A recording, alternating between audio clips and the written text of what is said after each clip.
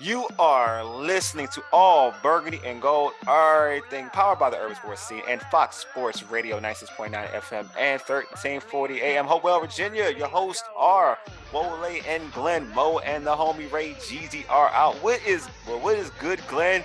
We've all recovered, Glenn. So we're good. We've all recovered from Yeah, Sunday. We should be okay right now, right? we're good. Look, second week of the season, a lot of teams are 1-1.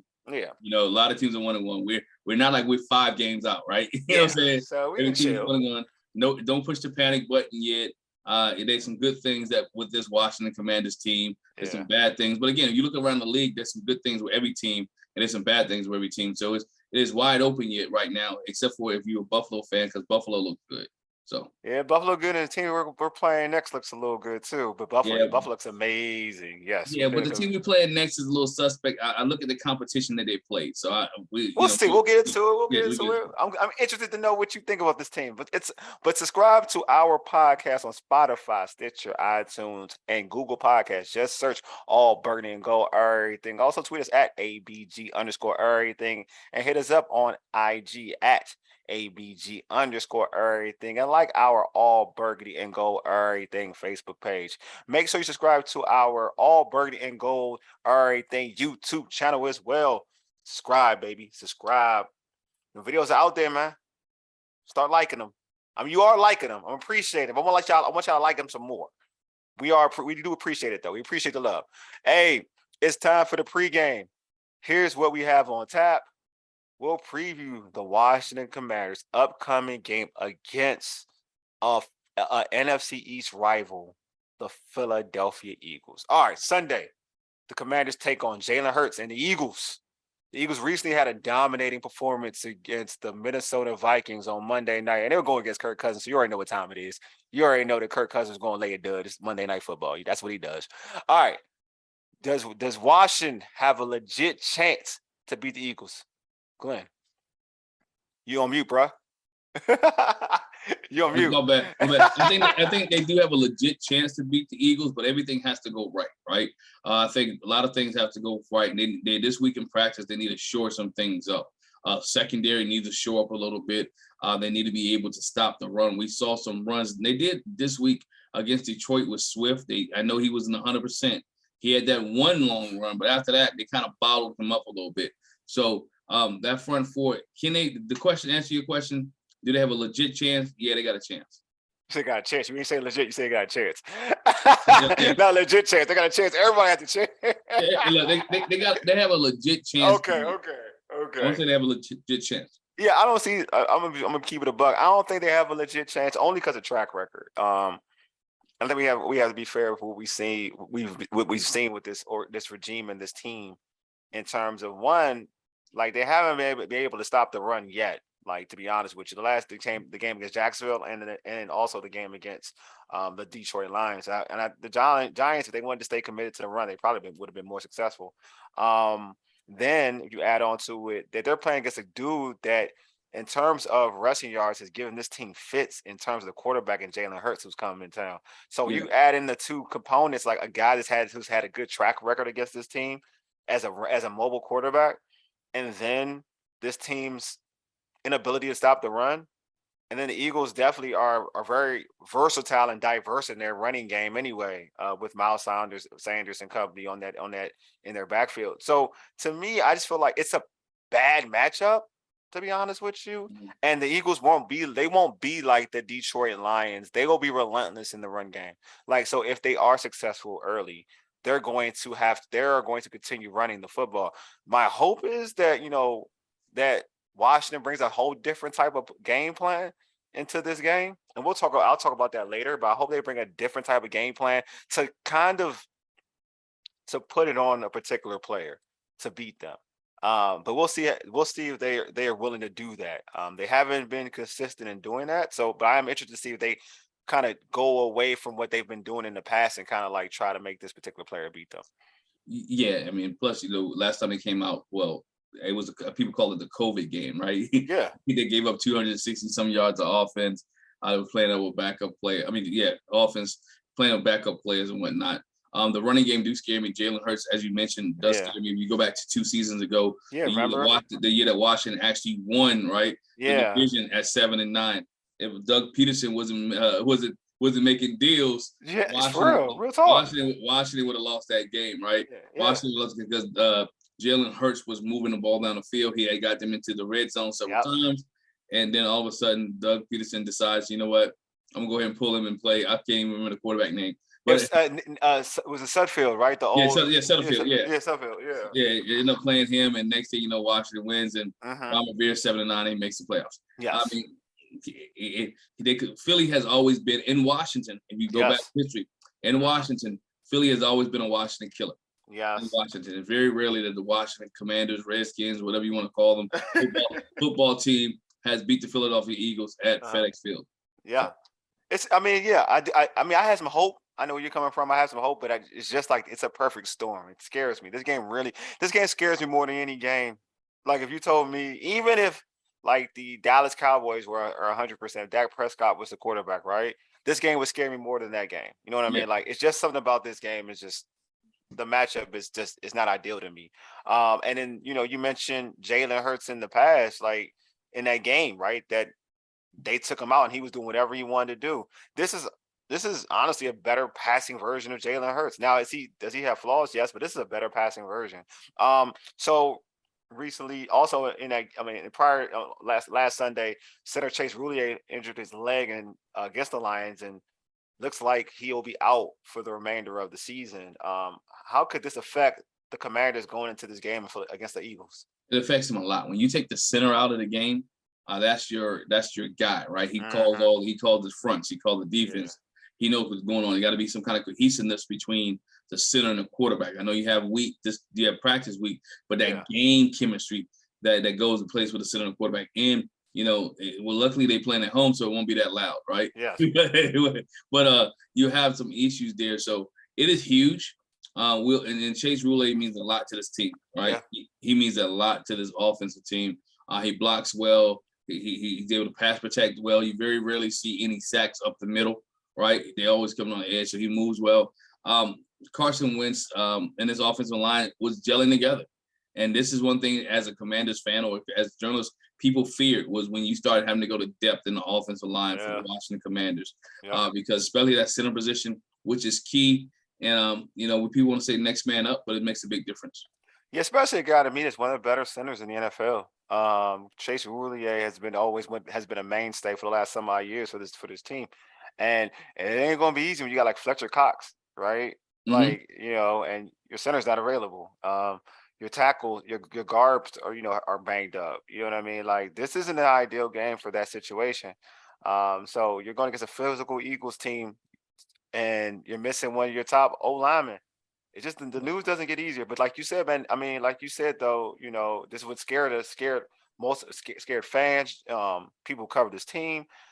This is who scared. This scared like the lack of depth in certain situations, and hopefully, next man mentality. I believe they signed a kid Martin, so at center.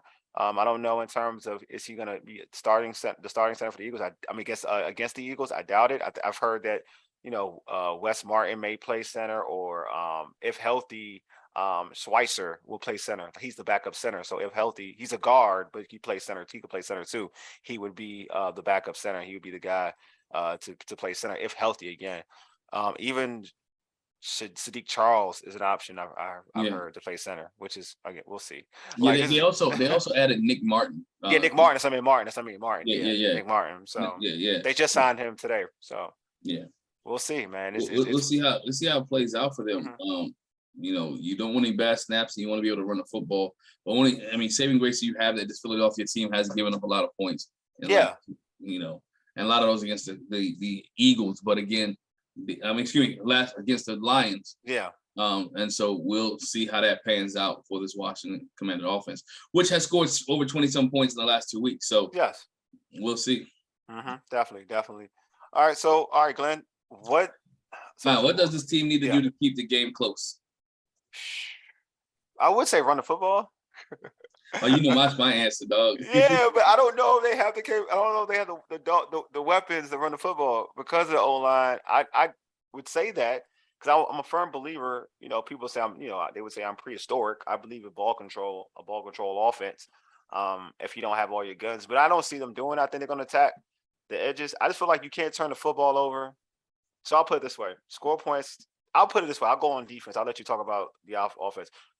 Defensively, and I mentioned it, and I talked about it a little bit. You gotta try to make Jalen Hurts beat you with his arm, and what that means, like I wouldn't, and don't be passive. Like play man up, 1-on-1, and then make him beat you. Like don't run zone, don't give him don't try to disguise stuff. Go after him, go after him hard and heavy, and then also let William Jackson play bump around with AJ Brown because he's comfortable playing bump and run press coverage, and same thing Kendall Fuller on the other side. Kendall Fuller on the other side against Smith, Devontae Smith.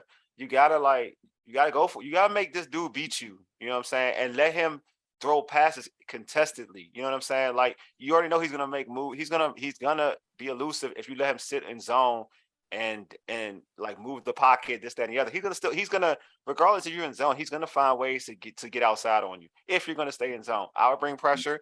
I'll play press coverage and make him beat you and blitz Jamin, because it seems like that's effective for him. Blitzing Jamin Davis, keep him out of obvious passing downs, whatever. Have him in a situation to rush the passer.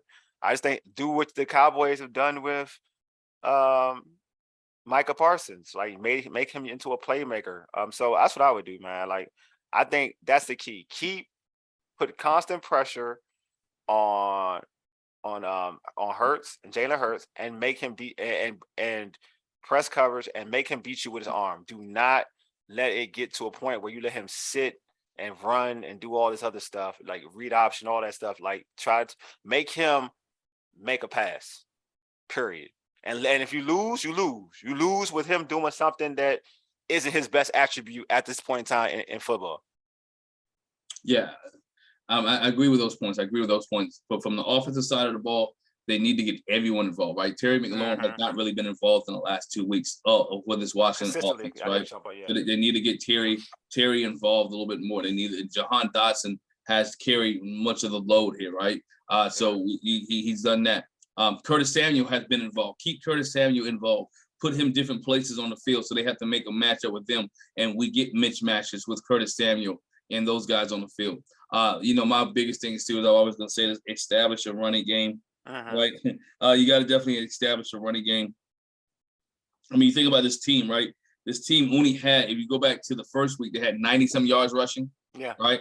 This week, 88 yards rushing as a team. You're going backwards, right? Yeah. So as a team, you can't get over 100 yards rushing. That's a problem in this league. I understand the quarterback's thrown for 40 times and things of that nature, and you was behind. So you're not going to run that much. It's actually worse than that too, Glenn. If you think about it, some of that play was garbage with Carson Wentz running with the football. So some of that stuff wasn't even a legit running game. So to your point though, yeah, I mean just to your point. Wasn't a legit running game, right? Yeah. He threw 46 times, and 2nd and 2, we throw on the ball. Carson Wentz running for his life, he slides. And things of that nature. So to establish a running game early, because again, this Philadelphia offense has been able to score big points, right? Been able to get big explosive plays. What killed the Washington defense last week? Explosive plays. Limit the explosive plays and make Jalen Hurts drive down the football field. Make him have 8, 9, 10 play drives if you're gonna beat us. But he can't hit AJ Brown on a 75-yarder or a 50-yarder. They can't have a run from the line of scrimmage for 30 or 40 yards, and they're getting chunks, because then it becomes a track meet. And we saw a track meet in Washington again. It can't become a track meet, and you want to keep it close. I don't have 100% faith in the Washington special teams if it is close.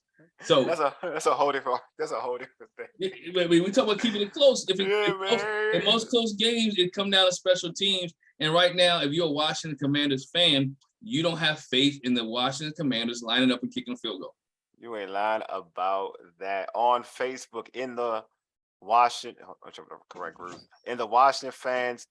Washington Redskins fans Facebook group, I posted this, for the listeners. My man Joe Rodriguez said in terms of what Washington needs to do to keep this game close, he said tight coverage.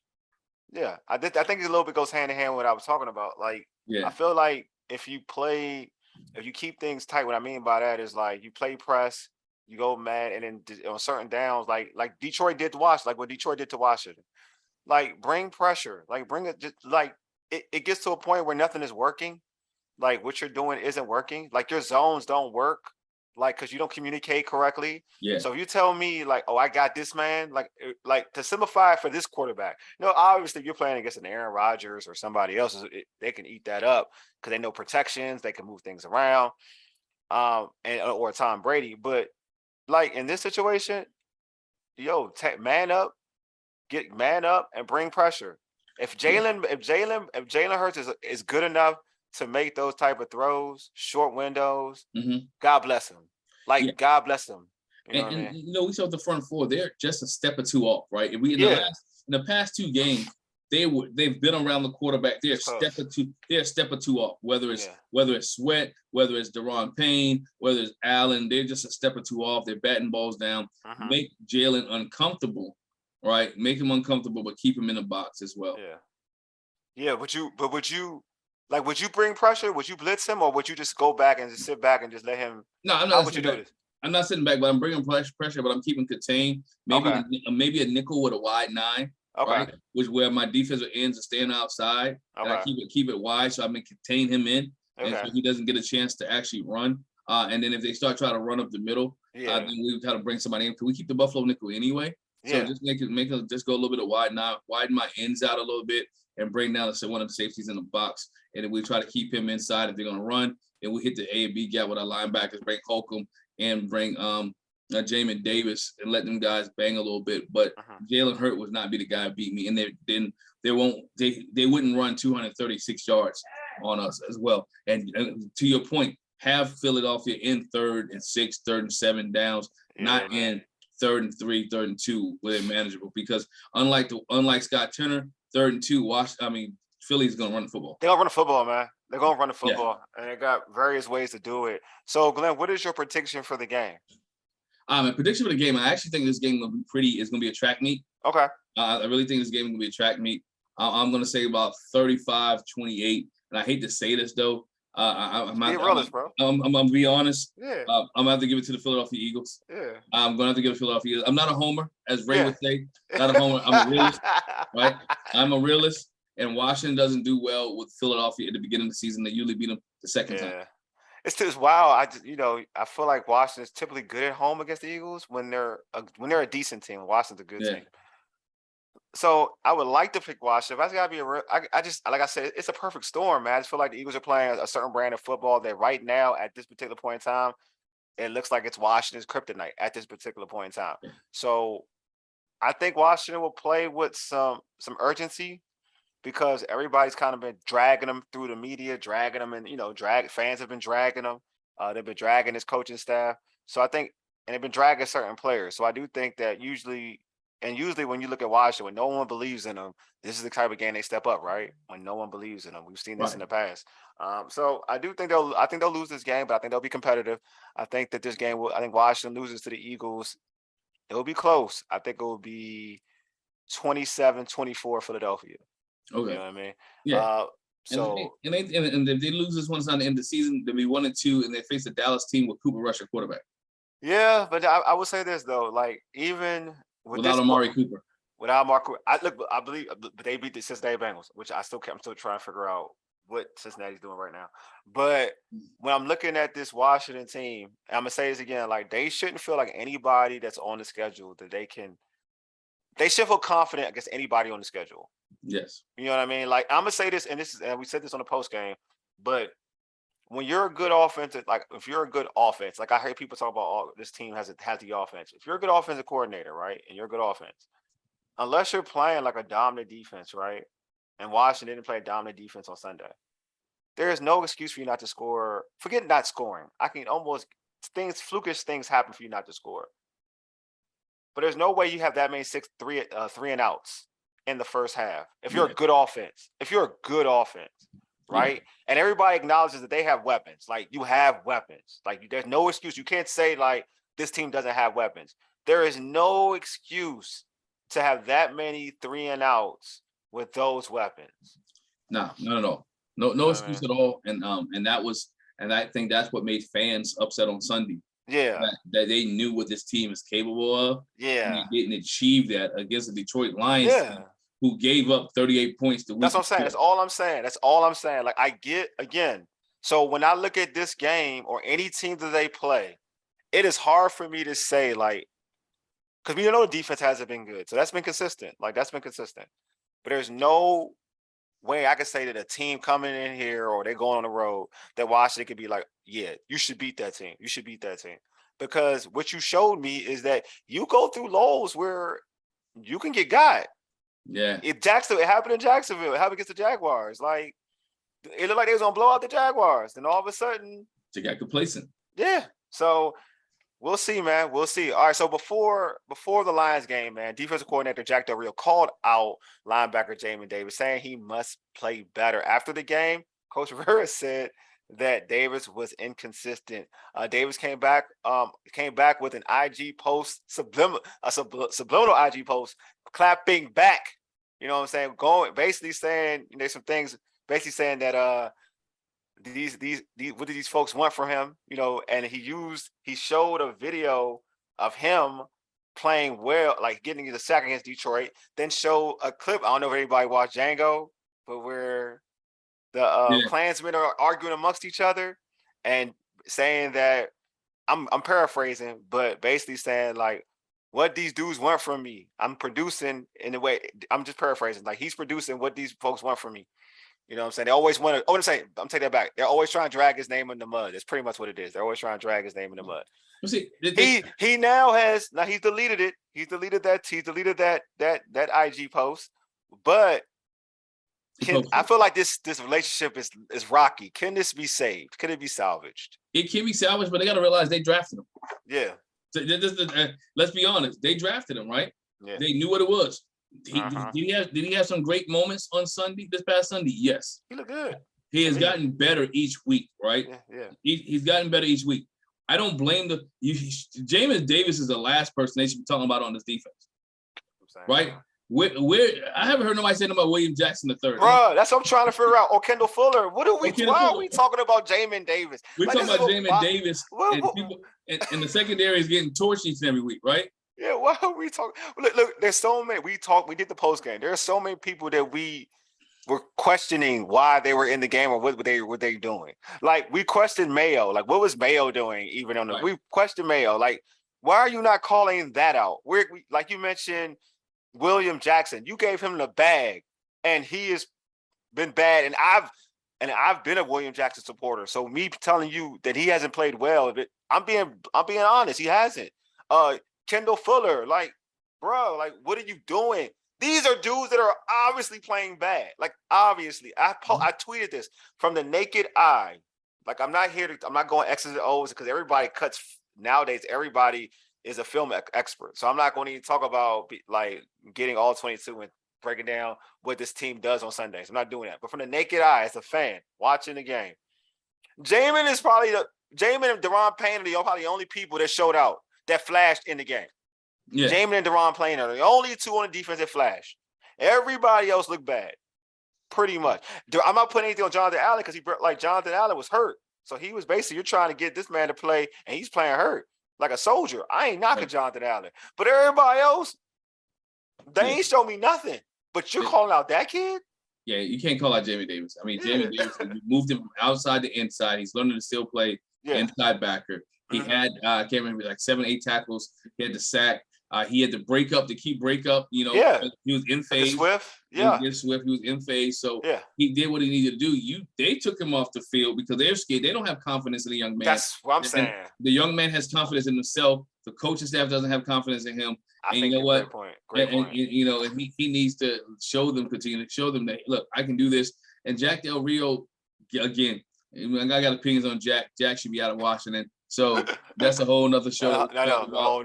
I know you're talking about. I don't think Jack makes the season throughout the season. Yeah, I don't think so. But you know what's so wild? Like, so this is my issue with this organization and how they've cultivated this young player. Like, I'm gonna be honest with you. Last season, what was their defense last season like? It was trash, right? Yep. Why weren't you playing him that much so he can get all the growing pains out anyway? Like, who were you playing over him, which you were worried about having like this elite defense?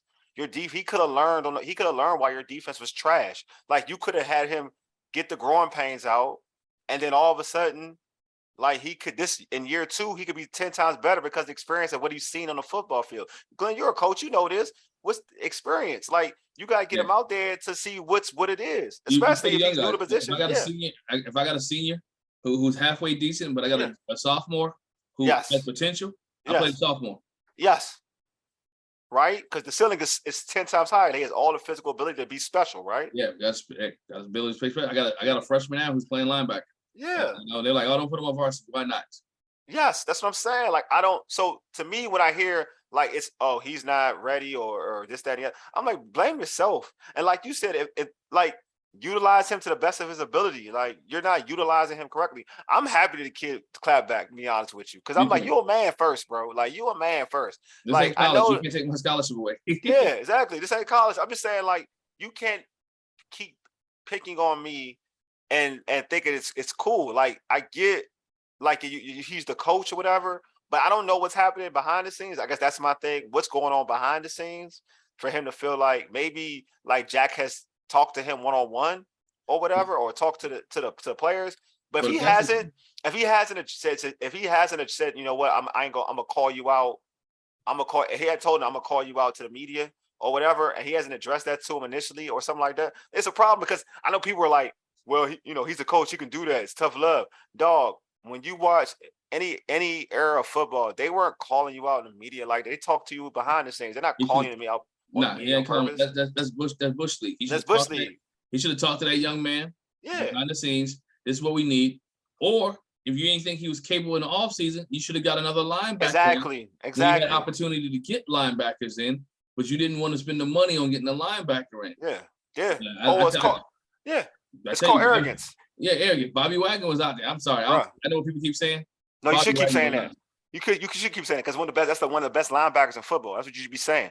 Like, that's my issue. Is like, if you complain about linebackers, there's so many issues I have with this regime with stuff like that. Like what you mentioned, Bobby Wagner. I said that we were talking about it. Probably like, go get Bobby Wagner. He's out there in the market. You got to get Bobby Wagner. Like, especially after Deshaun declined you, you had Deshaun declined you. Russell Wilson declined you. You had us a little bit of money that was free. Yeah. I would put that. Yeah. I would have got money on Bobby. I would have met my quarterback need with Carson Wentz, met my linebacker need with Bobby Wagner. Call it a day. I even would have took an old Von Miller. Oh, easily. I'll take Von Miller. But see, I would definitely Bobby Wagner, because it's a necessity. Like, to have that type of dude miking your defense will take you to the next level.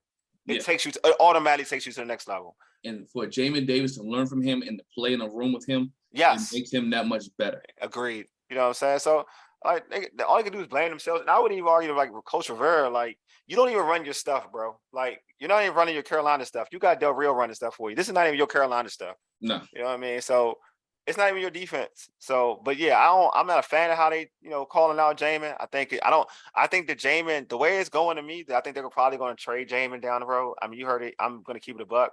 Yeah. I think that is definitely in play. But it's on Ron, because Ron wasted a pick. Ron could have got Micah. I'm just being honest. Can we be honest? Can we keep it a buck? Yeah. Could have got Micah. I said that Ron should have, like I said this before, Ron should have traded up and got Micah Parsons. I said this. Like, I was like, he was, but see, you know what, Glenn? I'm gonna keep this a buck too. Micah would not be the player he is today. He would not be the player he is today in this system. I'm serious. When you have athletes like him, Cream rises to the top. He would have been different. He would have been. Field, you can tell he's better than everybody else on the field. No, he is, but I'm saying that they wouldn't have him. They wouldn't have him moving around like that. No, they wouldn't have his hands on the dirt. They wouldn't do that. Right. They wouldn't do that. They wouldn't, man. They wouldn't. I'm telling you, they would. He would be vicious though. Look at when I say this, he would play that middle linebacker like a beast. He would be one of the better. But in terms of his impact, like what he's really doing, like how he's impacted it, like that front seven. Period. Like. Period.